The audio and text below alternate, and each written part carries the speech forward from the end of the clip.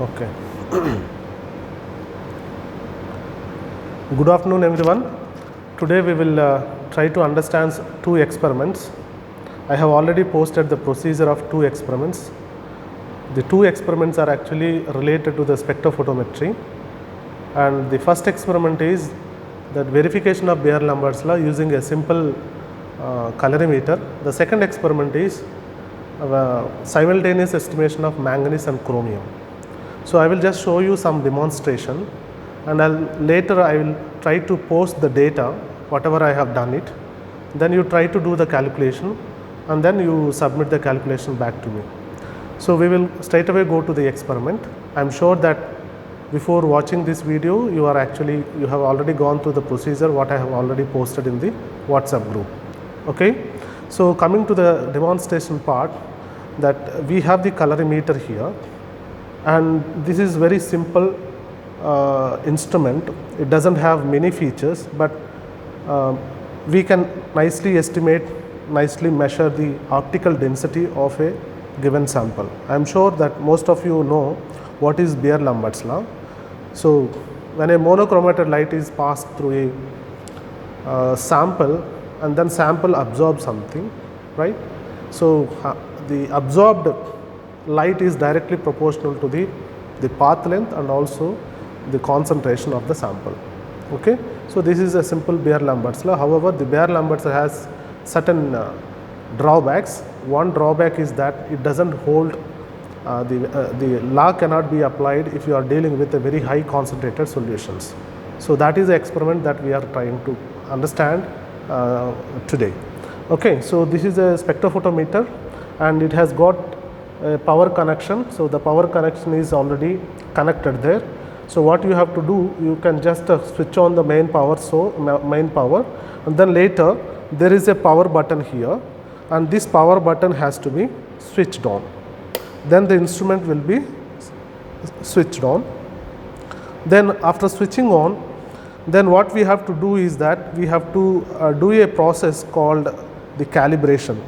Calibration is nothing but it is like, some of the solvents, they have the they absorb the light. So these absorption has to be nullified and make it to 0. If you don't make it to 0, normally what happens, that simultaneously we are measuring the two parts. One is the absorption of the solvent and also the absorption of our sample. So therefore, in order to avoid this absorbance, background absorbance, that can be due to the solvent or that can be due to some kind of minute scattering effects. Many other things are possible. So in order to minimize the background light and make it to 0, then we have to do the process called calibration. Here the term is calibration, but when you deal with a high end model instruments like spectrophotometer, then normally that is called background correction or auto zero. Auto zero is nothing but there is some residual absorbance which has to be made it to 0. Okay. So in this experiment we have to actually do our experiment in a water solvent, and the solutions are already prepared. The potassium permanganate and then potassium dichromate, both solutions, a set of 5 solutions of permanganate and then a set of 5 solutions of dichromate solutions are prepared in water. Now this water is a solvent in our case, and then this water can have, of course it doesn't absorb in the UV visible region, but there can be some kind of residual absorbance that it can cause due to these scattering effects, and these scattering effects we have to nullify and make it to 0. So that process, what we call it as a calibration. Okay. So the first thing is that you have to take a water solution, okay, a water solvent, and then you have to do this calibration. Then later on, once you do the calibration, then the absorbance becomes normalized and then it becomes 0. So later on, whatever you keep inside the sample holder, that that is nothing but our sample, that absorbance will be measured by the instrument and it will show directly the number. Okay. Now what I have is that here this is called sample cell. Okay. So these are made up of a pure glass, and these glass tubes what I am going to take is basically very pure water. I am trying to fill it with the cell I am filling with the pure water, okay. And then after filling the water, then there is a provision for a sample, for keeping the sample, and the provision is here. Then you can keep the water sample inside this sample holder, okay. Now you can also notice here this instrument contains couple of features. One is, you can see here there is a scale bar. This scale is nothing but the wavelength, okay. As I mentioned already, this is a simple spectrophotometer. It does not have many features. It has got certain features. It is like, you know, the first and foremost thing is that in order to record the absorbance, we need to have the light, okay. The light here inside, there is a bulb, and then the light is actually coming up, okay. Now this light, we know that it is not a monochromated light.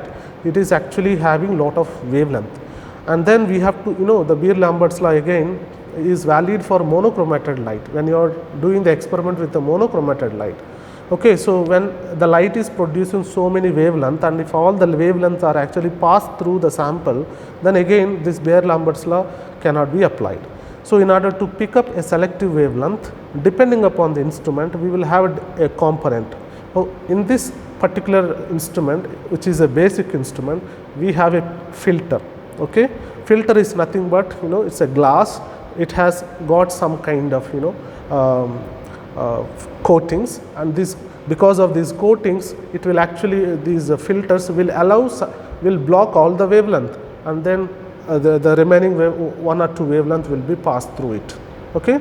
Now this simple instrument has got roughly about 8 filters are there, okay. What it does actually, what is the meaning of these wavelength, okay. These numbers is, suppose if I keep 3, that is 43, but then actually you have to add a 0 here. So this is 430 filter. Then suppose there is a filter wheel here, you can just rotate it, okay. Either side you can rotate it, clockwise and anti-clockwise you can rotate it. So I am switching, rotating. You can see here there is a 47. 47 indicate 470 nanometer filter, okay. And then 49, this is 490 filter. So likewise we have 520, and then 550 and 580, okay, and then 610 and then 700, okay. So when you keep on rotating there, then the original filter again, the initial filter, that 430 nanometer again comes into the picture, okay. So when you place it, when you choose 430, that means you are only going to get 430 nanometer wavelength of light. Suppose if you choose 700, it gives you only 700 wavelength of light, right. So we have here, we can actually pick up wavelength by using this filter, we can pick up, okay. So what you can do, you can choose 520 wavelength, okay, and then you do the calibration at this wavelength, or else you can also do maybe at all wavelength you can also do the calibration thing. You can see here that I have chosen 430, and then I have placed my sample, okay. I have choose my filter and I have placed my sample. Here the sample is only a pure water solvent, okay. Now to do the calibration, you can see here there is a set 0. This set 0 you have to just press it. When you press it, then it takes little time, and then it will set automatically 0, okay. Now you can see here, initially it is a CAL, stands for calibration, but now it has changed to 00. That means you have calibrated. Suppose if you add anything to it, then that will be, that is absorbance of your sample, that will be measured, and it will show the digits. But before we go to that measurement, I just wanted to calibrate at all the wavelength, and then later on we will go for recording the this thing, I mean the sample absorbance, permanganate sample absorbances. Okay, so now I have set here 470 nanometer filter, and then again it is showing some wavelength, then I am calibrating. Okay, I am calibrating at that wavelength, and you can see here it will show 0 0.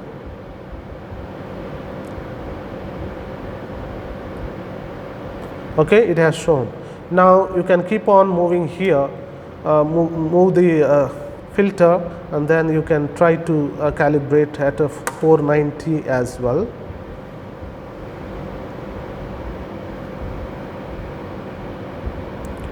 That is done, and 520 I am doing.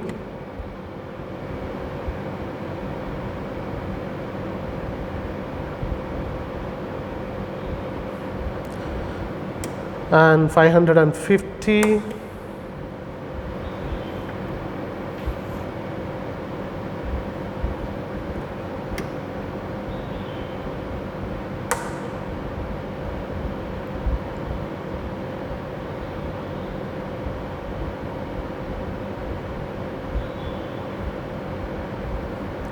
Then 610.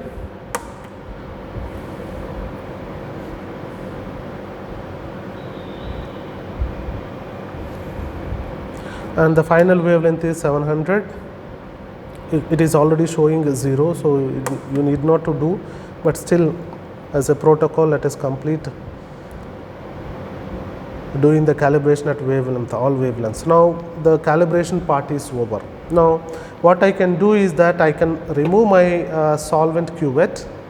Okay, I can remove my solvent cuvette, then I can throw this thing, and then I can fill my sample. I can load my sample and then keep it in the sample holder to record the absorbance of the samples. So that also I will show you how to do that.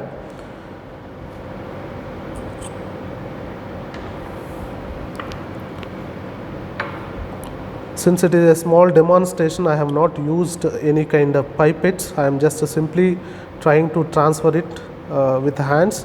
But normally when you are doing the experiment, we recommend you to do this experiment using the graduated pipettes. Okay, so you can pipette out, or disposable pipette, you can use it and take the amount, required amount, and then put it.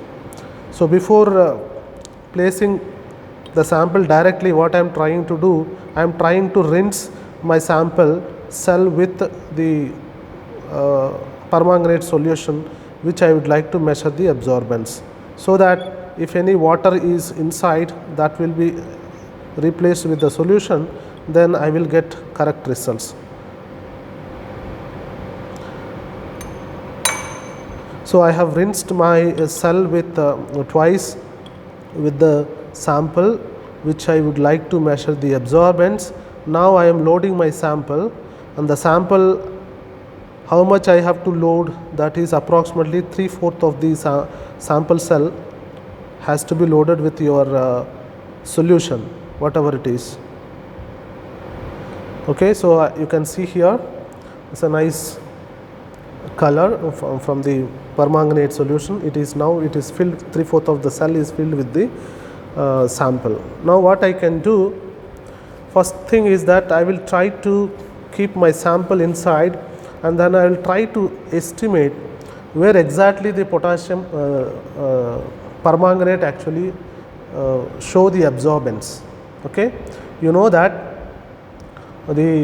each molecule has its own electronic absorption. Depending upon the molecule, based on the electronic transition of a molecule, we can have the absorbent at a different wavelength. Now we have to measure, we have to know where exactly the molecule is absorbing maximum of light. Okay, and our experiment for this Beer-Lambert's law, we will perform at the lambda max. Okay, in order to find out the lambda max, what I have to do, or what you have to do, is that first of all, after placing the sample, so now you can see here it is showing at a 700 wavelength of light filter. When you projected it, when you are passing that 700 nanometer, then it is showing 0.01 is the absorbance. Okay, so in your notebook, this is the wavelength that you have to note down. Okay, now you just change to some other wavelength. Now I have moved the filter to 610 nanometer. You can see here the wavelength reading, the absorbance reading, what it is showing is a 0.03, right. So then when you move to 580 nanometer, then the absorbance is 0.18. So you have to basically note down all the wavelength, okay. And here it is showing something negative. There is some issue with this. Let us come back again, but let me keep on move my this thing. So here it is 520, then here it is 0.1, okay, and then here it is at 470 it is 0.24, and then at this wavelength it is showing huge, it is showing some error. So when you got this type of errors, normally what you have to do, you have to basically take out this sample and then do once again the calibration, okay. So this particular thing, I know the results, I know the readings, I can give the readings, but what we have to do when you got a negative, so absorbance at any cost it cannot be negative. So due to some artifacts, as I told you, this is a kind of a basic instrument, sometimes it shows a negative values which we cannot take it up. So what you have to do is that you have to again redo the calibration. So I know this sample actually absorbed maximum at 525. So KMnO4 absorbance is at maximum, lambda max, I am talking about maxima. If you see, it is a parabola shape, and then at a 525 it will give a maximum of absorbance, okay. So you can see here I just fixed at 525. Now I am just replacing this. So you can see here in this case it is showing 0.16 wavelength, okay. Now if you move away 550, it is showing negative, okay. Now at 580 it is 0.27, and then at 610 it is 0.13, at 700 it is 0.1. So essentially it is showing a maximum wavelength, maximum absorbance at a point at 580. So that you can actually note down your notebook. So once you noted down the reading, then this filter wheel has to be fixed constant. Hereafter you should not change anything. Please remember that. For recording the absorbance of the other permanganate solutions, first of all we have to know what is the wavelength, what is the maximum wavelength at which it is absorbing. Then after knowing that, okay, so how to know that? Well, you just keep any sample and then change the filter wheel, then it will show different readings, and then note down the absorbance in each case, and then finally you will come to know at which wavelength it is showing maximum. So that is the wavelength we have to assume it is the lambda max of this permanganate solution, okay. Now having identified the lambda max, the next step is you go for filling, you go for loading the other 4 samples one by one, and then record the absorbance in each case. That is the experiment, okay. So record the absorbance for each case. So in this case I have already noted it is 0.31.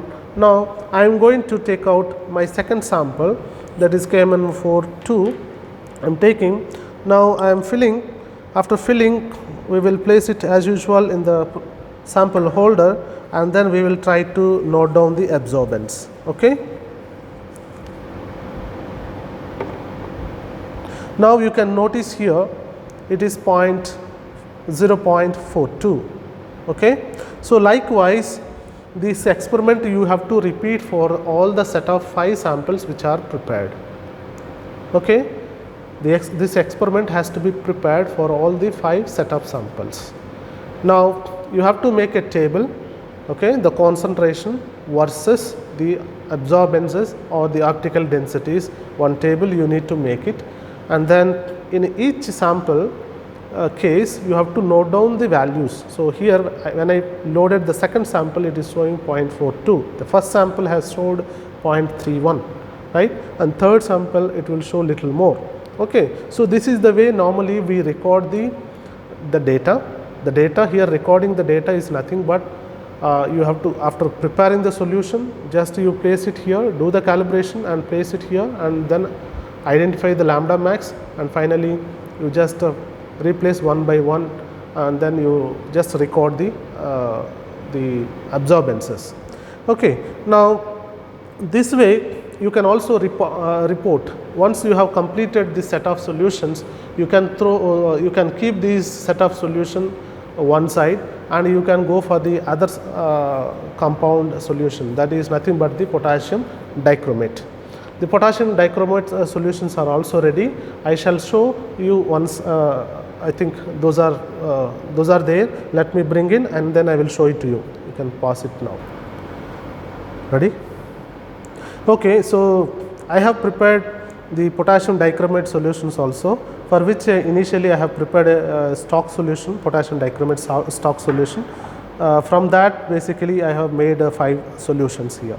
So, once you finish the potassium permanganate solutions, measuring the absorbance of the potassium permanganate, you have to measure the absorbances of potassium dichromate as well. Okay? But again, please remember that the steps are same.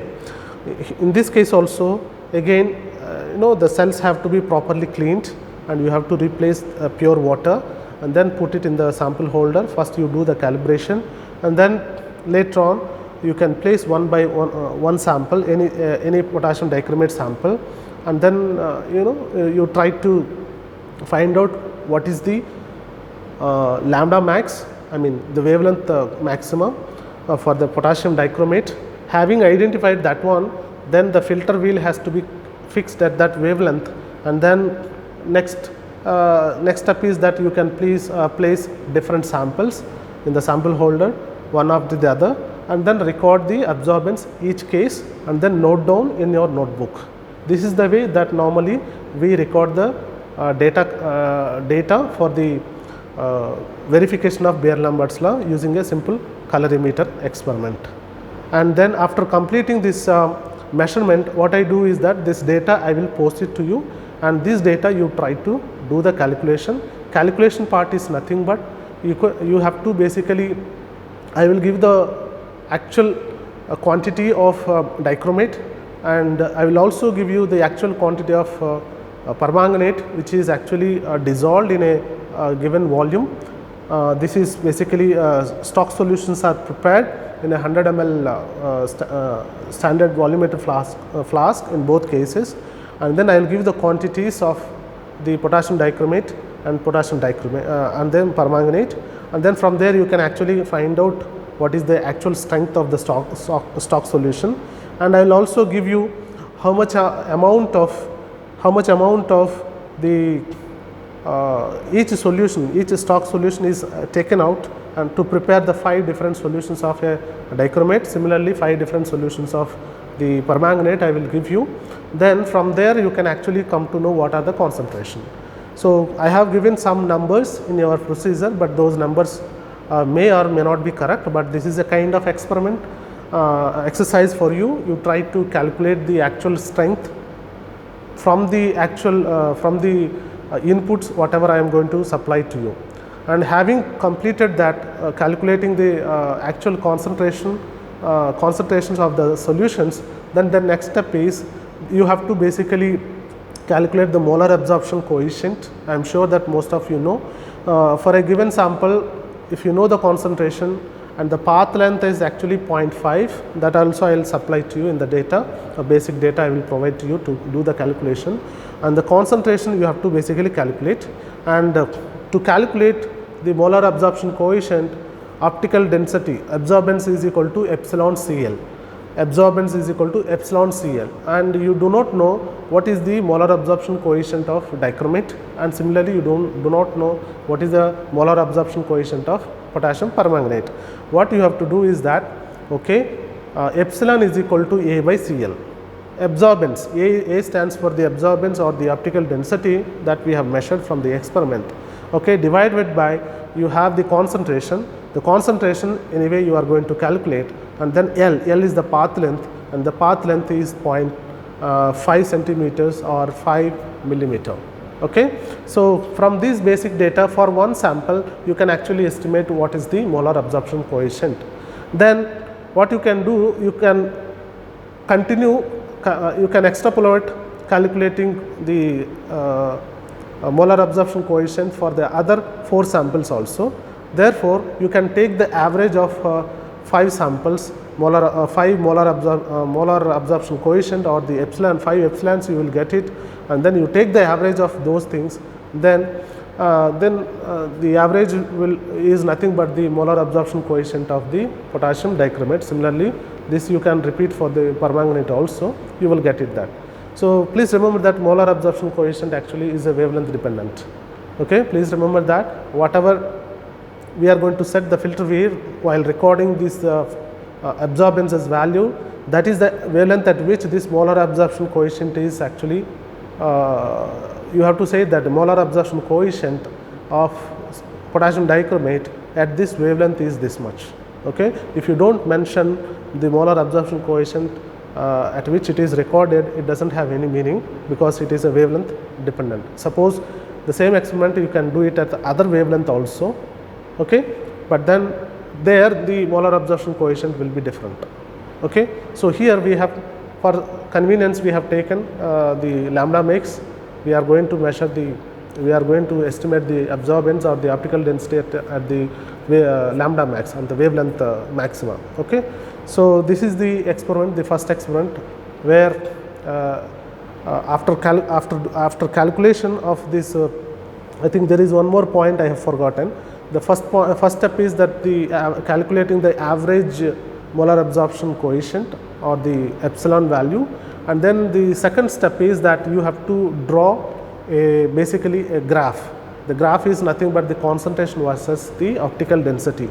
Okay, that is simple. So, once you calculate the concentration you have, and then optical densities are already measured, and then you just try to take a graph sheet and then basically plot the points and then try to join it.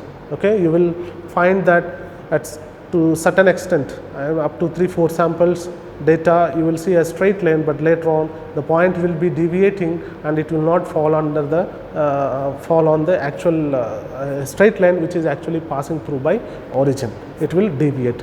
So, that indicates that indeed indicates that the Beer-Lambert's law does not apply, it does not applicable at higher concentrations. Okay. How do we know that? Well, the way the solutions are actually given to you. Okay. So, the way the solutions are prepared.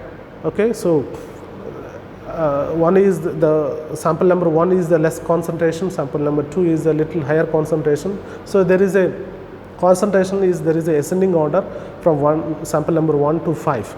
The fifth concentrated solution is high, fifth solution is highly concentrated. So, as you increase the concentration, then there will be a deviation that you will understand from the, if you plot the graph, then from the data you can understand. So, this is all the experiment, and of course, this experiment when you come over here physically you are going to do it, but this is a kind of a small demonstration for all of you to actually see what it is and where is our lab and which is the instrument that you are going to use it. But this particular exercise, definitely when you come over here you have to perform this exercise. Okay, thank you for watching.